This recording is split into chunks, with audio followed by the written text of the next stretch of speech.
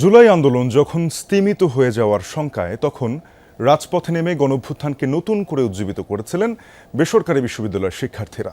রক্তক্ষয়ী সফল আন্দোলনের পর প্রাইভেটের প্রায় সব ছাত্রছাত্রী ফিরে গেছেন পড়ার টেবিলে। তেমন আগ্রহ নেই রাজনীতিতে, তবে জুলাই ঘিরে যে প্রত্যাশা তৈরি হয়েছিল তা যে পূরণ হয়নি সে কথা বললেন অকপটে। আক্ষেপ এখনও রয়ে গেছে বৈষম্য। বিস্তারিত জানাচ্ছেন লামিয়া তিথি। সিলন টি রপ্তানিতে শীর্ষে।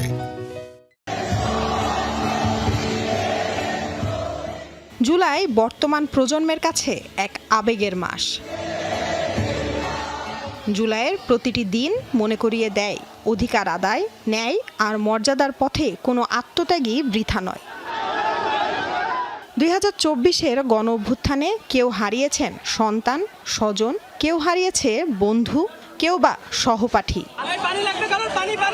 হারানোর বেদনা চেপে রেখে জুলাই আন্দোলনে নতুন মাত্রা যোগ করেছিল বেসরকারি বিশ্ববিদ্যালয়। সে সময় দাঁড়িয়েছিল ঢাল হয়ে। আন্দোলন যখন স্তিমিত হয়ে যাওয়ার শঙ্কায়, তখন জীবনের পরোয়া না করেই প্রচলিত রাজনৈতিক ব্যবস্থার বিরুদ্ধে গিয়ে ঐক্যবদ্ধ হয়েছিল প্রাইভেট ইউনিভার্সিটির শিক্ষার্থীরা। বেসরকারি বিশ্ববিদ্যালয়ের সে সময়ের সম্মুখ সারির যোদ্ধারা কে কোথায় আছেন, কী বা করছেন এখন? আমি কম্পিউটার সায়েন্স এন্ড ইঞ্জিনিয়ারিং এ পড়তেছি, আর এটা আমার 10th সেমিস্টার। আমি আমেরিকান ইন্টারন্যাশনাল ইউনিভার্সিটি AUB-র একজন শিক্ষার্থী। প্রশ্ন ছিল 2 বছর পর এসে জুলাইয়ের প্রত্যাশা কতটুকু পূরণ হয়েছে, আর কী বা ছিল আকাঙ্ক্ষা?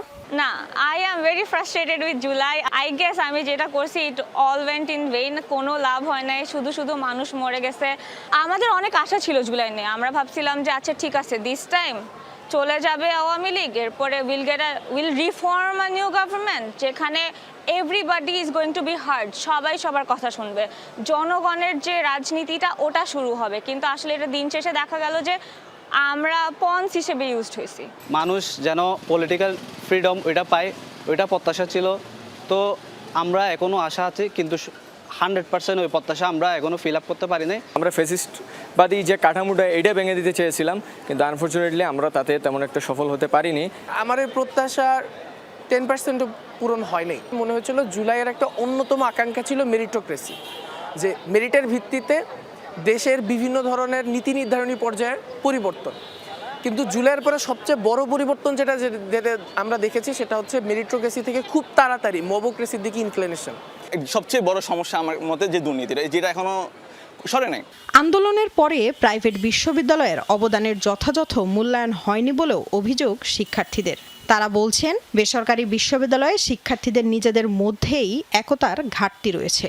যখন ওদের ওই রাজনীতির সাথে আমরা অ্যালাই হতে গিয়েছি, তখন উই স যে ওরা আমাদেরকে ইউজ করে আশ্বাস দিয়েছে বারবার। ওরা যেসব প্রমিসেস আমাদেরকে করেছিল, ওইসব প্রমিসেস আসলে ওরা রাখে নাই বা রাখতে চাই নাই। যাদের মাধ্যমে নেতৃত্ব আসছিল, আমরা আশা করছিলাম তাদের কাছ থেকে আরও ভালো ফলাফল পাবো, কিন্তু পাই নাই। আন্দোলনটা যখন শেষ হইলো, তখন ফার্স্টে শুরু হলো যে প্রাইভেট ইউনিভার্সিটিকে ওইভাবে কাজ করতে দেওয়া হলো না। আর প্রাইভেট ইউনিভার্সিটির ভিতরে যদি আমরা বলি, নিজেদের মধ্যে আর কি হচ্ছে ইউনিটি ভেঙে পার্সোনাল আগায় গেছে। এই কারণে যে বন্ডিংটা ভাঙছে, এই বন্ডিংটার পরে অ্যাকচুয়ালি জোড়া লাগে নাই। আসলে আমাদের ওই ধরনের কোনো পলিটিক্যাল ওরিয়েন্টেশনই হয় না কখনো, যার কারণে আমরা এই ধাপটাই পার করতে পারি না।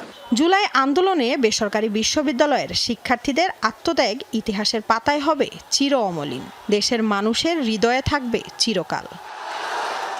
লামিয়া তিথি, যমুনা নিউজ, ঢাকা।